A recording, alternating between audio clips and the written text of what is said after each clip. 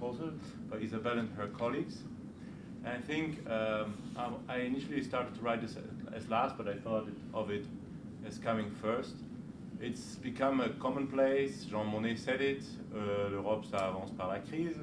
Europe advances through crisis because it is argued that it's impossible to generate this Rawlsian veil of ignorance. So we cannot not know how it will affect us, what we're going to do, right? And so in the end, what happens is that the stronger impose their will on the weaker, we might argue. And I think it's an important question that one could discuss. While it is the need for the stronger to realize the possibility of being in the same position like the weaker ones, which is the basis of solidarity, is that realistic, or is that going to happen? And I think what is important about this proposal is that there's a need for a deal that it doesn't come in crisis times. Because I think a big problem with the Europe that we're facing today is that the stronger have imposed themselves on the weaker, and nobody's really happy. In other words, the debtor and the creditor countries are unhappy. It's a different way of phrasing that. And so this deal would have to be of mutual benefit rather than one of hostage and pressure. Eurobonds, safe assets, the need for European steering capacity, etc., are addressed in this proposal. I think it's very important. I might follow up on Panicos and say that European agency itself might be required at some points more explicitly. We can discuss about that, but that there might be a moment that we need more Europe even. But so economists to the rescue. And I think it's really interesting and innovative to read this. And it's also interesting to observe a German professor, Isabel, work with Nicolas, who's been official, state official kind of, who has this, and they bring together this risk sharing and ordoliberal philosophy that is here unity of liability and control. One could also call it the unity of risk and rewards. And so the argument is the euro area should agree on incentive-compatible design of risk-sharing mechanisms. I find it interesting and performative that Isabel says that it is not political, but that it's economists coming up with their ideas, because for me it's very political. And the reason why it is political is exactly because economists say it's not political, but that's a different issue. But just to give you the two moments where I think actually this really works very nicely about the incentive-compatible design of risk-sharing mechanisms. The first one is EDIS. So keep this national compartment, as you heard, and then have a European backstop. It's exactly this way of making it palatable to national players to accept this, but get risk-sharing that actually stabilizes this. And then I also like these sovereign concentration charges. I think this is just brilliant. And why I think it's brilliant is because it is pragmatic. And that's why a little bit what I will discuss is one difference between ordoliberalism and the French macroeconomic is also a degree of pragmatism I find in where and we can discuss about this, but I'm going to say this about the French, it's positive and negative about the Germans, that from my perspective they're sometimes too attached to ideals. They need this unity of liability and control, and I will argue that sometimes this is just basically not possible. So there is of course the problem of fiscal deficit rules, how to enforce it. I agree with your argument that administrative and political procedures are difficult, so the market is doing some disciplining. We can see that with respect to Italy. Last week I've been at an event in Darmstadt where Dr. Wiant, who's a former Deutsche Bank investment banker, celebrated exactly that capacity of markets to discipline the populists. But if I were Wolfgang Streeck not, I would point out that this is just the takeover of the markets, the takeover of politics, and drive everything. So it's not only positive, evidently. If markets discipline populists, you have more fuel for the populists, in a sense, in their rallying cry to get liberated from market discipline. Now, what's the problem with market discipline? There's a few of them. I was always surprised when market discipline staged this comeback. So after the crisis, there were all these speeches by all the liberals saying, well, market discipline wasn't there. When we needed it, it wasn't there, right? So one option, if you observe that something isn't there, is to give up on it. Another option is to create the conditions for it to work. And that's the path chosen by the German autoliberals. Well, the first one is market discipline back and forth, if you have a resolution regime for states or not. What about the procyclicality of markets? We know that it was not only the Greek state spending too much, but it was also financial markets lending too much.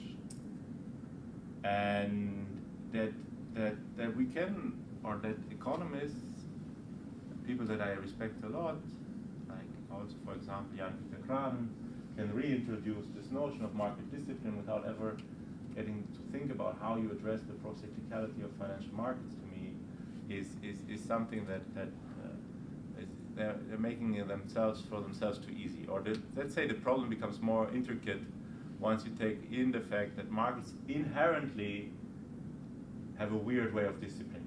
Or in other words, market discipline has solved the governance problem for economists, which I think after the crisis and after what we know about financial markets, it's very difficult to go back to that.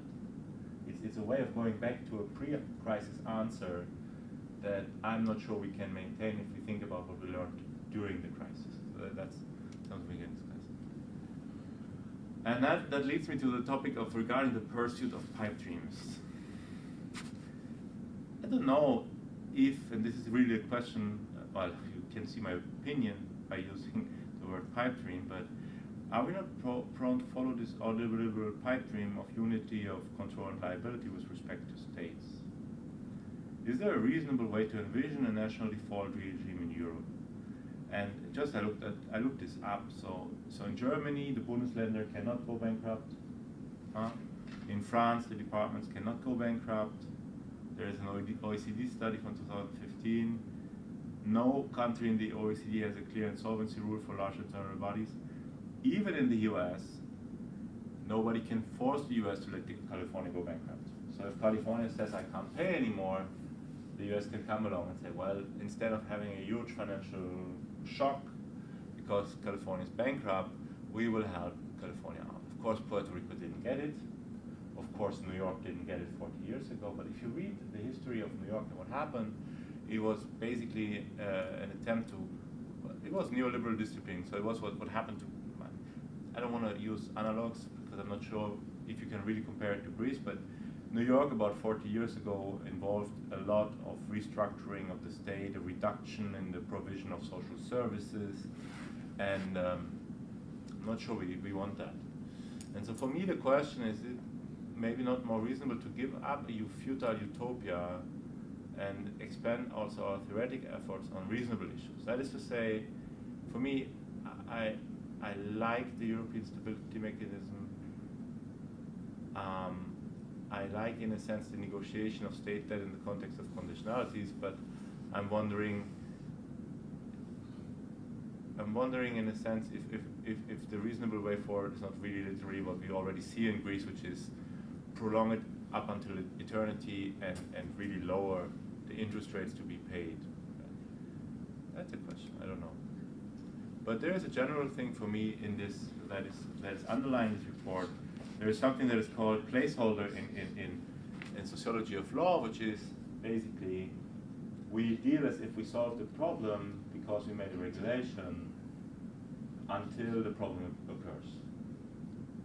So we have a resolution regime, and so we can all say, well, we have a resolution regime, so everything is fine until the problem actually occurs, and then we find out that the resolution regime doesn't work. And so there is something very speculative about governance today, which is, well, we have something that we've never really tested and we think it's going to work, maybe not. If you talk with people, do you think you can resolve the Deutsche Bank in a weekend? They will tell you no, probably not, and so on. But for me, the real problem here is, okay, so we have this pipe dream of reestablishing the unity of liability and control. Well, if there are banks that could be too big to fail, why do we not make them smaller? Okay? Like, if I'm a liberal, that's an intervention into markets that is too strong. So I want a resolution regime, and I want to be able to say, these can fail, there is market discipline, and if they fail, we can deal with them. But I'm not sure, I'm asking myself, is this pragmatically responsible? This is a difference to, is this ideologically coherent? I'm asking, is this pragmatically responsible to do this test in real time with real people? Should we not just make banks smaller? The same question, if a default of a country could have devastating consequences, why would we want to institute it? I mean, okay, I have this ideal of the unity of control and liability. Can I pragmatically subjugate reality to the experiment that this entails? My question to the French perspective is just, is it reasonable to expect Germany to gain a systemic perspective when it's all but in its interest not to do so? When it's all but in its interest to do so, that is to say, if we look at Keynes, he already formulated that very nicely in the 50s. It's a problem of debtors and creditors. It's a problem of excess surplus in foreign trade. But then when we look at the reality, the European economic semester, this is the one indicator that is not punishable. It's there. So yes, we know that 8%, Germany has an 8% surplus, right? But it's the one indicator that is not punishable in the European semester. Everything else is, but you cannot punish it. Well, if we know why, well, we have to ask ourselves, well, is that meaningful? The same thing, I think, something that Steinmeier said, that I liked a lot. He said, well, why did we break in 2003 the budget rules? Well, we did structural reform. When you do structural reform, you need a fiscal stimulus. Because you are taking away income, you are changing expectations, you are putting people through a rough time. Well, when you do that, the last thing you want to do is put your foot on the brake. What you want to do is you want to give some gas. So there is some logic to it that I'm not sure it's already in, and I don't know exactly the expenditure rule, so it would be interesting to see how far that is really important. So what's missing for me in I'm sure it might even not be that controversial, but the counter-cyclical control of financial markets within Europe, and again, just as Panicos said about money laundering and so on, this is national, there is some European capacity to say something, but this is very national, it's very political, and it's dangerous in a sense. And I think something that's a bit bigger that hasn't shown up here as a bigger theme is that I think there's a need, and I use drastic words, so I apologize for that, to fight financialization. But I think in my vision, it's basically what we are observing over the last 40 years is public good provision of states is reduced. And what then happens is something that a Polish-British economist here in London has described very nicely, Jan Toporowski. It's that the middle classes opts out. Yeah. The middle classes observes what's happening and they say, well, you know what, I'm not going to put my kid in a shitty school and so on. They put their kids into private school, but the more that happens, the more estranged they become to the welfare state. Yeah. There is no more political support for the welfare state because you're like, I don't need the welfare state. Yeah. The welfare state anyway is a handout for people who, so this is a very nice analysis by him, and I think if you want to, this is a societal dynamic that supports this increase of financialization, because then people don't send their kids anymore to, in the UK or in the US, university fees go up and so on. Okay, and then something that I think I would just like to see is, I agree with the expenditure rule, it makes a lot of sense, but in the end what we really need is we need to empower states in Europe to increase their tax base, and in the Europe which confirms tax optimization by large companies.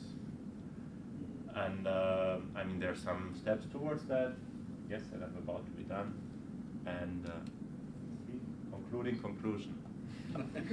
Like, now stop. No, okay, so I think we need a new economics that rethinks the role of the state, its interaction with social classes, and how the EU could shift that balance regarding here's and here the scroll ends. No. Yeah, so that is actually regarding the debt dynamics. regarding the debt dynamics, so who takes up debt, why and how, and what's the role of the state in it. And we need the provision of public services through tax finance. That is tax finance. So I think we should look not only on the spending side, but very much on the taxing side, like the Greek. I'm just going to say Greek yacht, not Greek.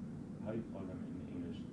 The people who own the big ships, the Greek ship owners. Yeah, yes, that's the Greek ship owners that don't pay taxes.